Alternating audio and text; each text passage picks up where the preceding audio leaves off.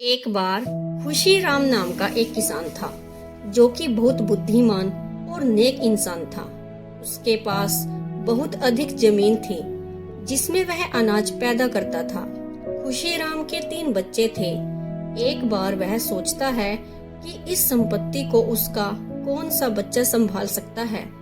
खुशीराम अपने तीनों बच्चों को बुलाता है और उन्हें एक एक पोटली देते हुए कहता है कि इन सभी पोटली में बीज हैं और मैं 4 या 5 साल के लिए तीर्थ यात्रा पर जा रहा हूँ।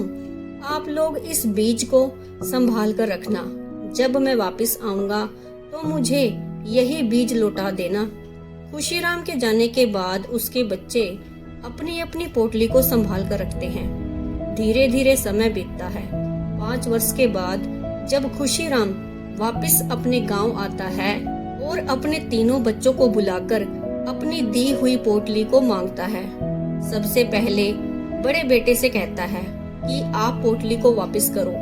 वह कुछ समय के लिए अपने कमरे में जाता है और तिजोरी खोलकर वही पोटली लेकर आता है। जब किसान उस पोटली को खोलता है तो देखता है कि बीज तो वही थे लेकिन सड़ चुके थे और उनमें कीड़े चल रहे थे और बदबू भी आ रही थी। किसान ने बोला, यह क्या किया? आपने इस बीज को सड़ा दिया। बेटा बोलता है कि आपने इन बीजों को संभालने के लिए कहा था, मैंने वही किया।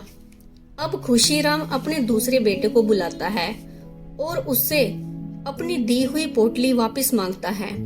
वह कुछ घंटों के बाद वापस आता है और बीज की पोटली अपने पिता को देता है। खुशीराम जब बीज की पोटली को खोलता है तो देखता है कि यह बीज उनका दिया हुआ नहीं है। बेटे से पूछता है कि जो बीज मैंने दिया था वह कहाँ है?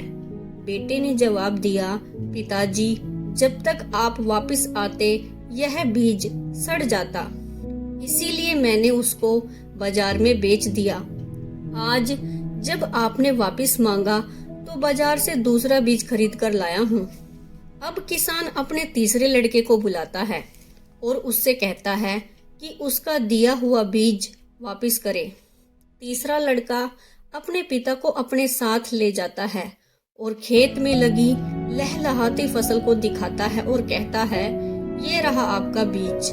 आपके दिए हुए एक पोटली बीज से मैंने कितना अनाज इकट्ठा कर लिया है।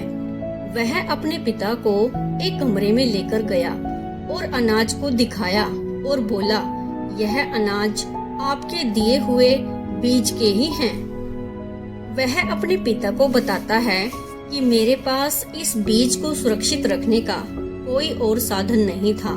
अगर मैं बीज को तिजोरी में रखता तो वह सड़ जाता, जैसा कि बड़े भाई ने किया, जबकि अगर मैं बाजार में बेचता तो वह बीज बदल जाता। इसीलिए मैंने आपके दिए हुए बीज को खेतों में डलवा दिया, जिसका नतीजा आपके सामने है। किसान अपने सबसे छोटे बेटे की बुद्धिमानी देखकर उसे अपनी जमीन की देखभाल करने के लिए कहता है।